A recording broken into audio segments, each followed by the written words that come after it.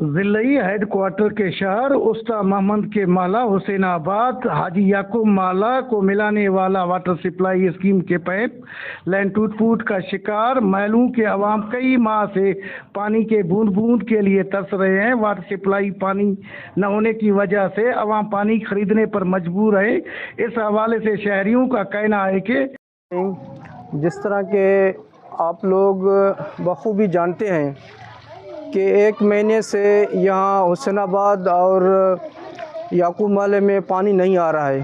اس کی مین وجہ یہ ہے کہ اس پل کے نیچے پائپ ہے جو واٹر سپلائی کا جو ٹوٹ پھوٹ کا شکار ہے۔ یہ پانی جب چلتا ہے تو یہ واٹر میں جو ہے ضائع ہو جاتا ہے۔ تو اس بارے میں نے ایکسین پی ایچ ای سے بات کی، میں نے اس سے فون کیا کہ بھائی آپ خدا کے لیے اس پائپ کو بنوائیں۔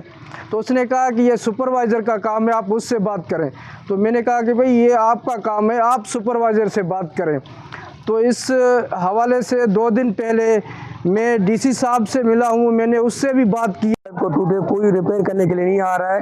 30 روپے کی کین پانی کی آ رہی ہے اور اس میں لوگ افورڈ نہیں کر پا رہے ہیں۔ غریب لوگ، اتنا مہنگائی کا دور ہے، پلیز اس سے ریپیئر کیا جائے۔ اس سے 2000 روپے سے زیادہ خرچ نہیں آئے گا۔ کوئی بندہ اس کو توجہ نہیں دے رہا ہے۔ آخر کیا معاملہ ہے، کیا وجوہات ہے، تو اس کو توجہ نہیں دے رہے ہیں اور پانی ایسے ضائع ہو رہا ہے، غریبوں کے گھر تک پانی نہیں پہنچ رہا ہے۔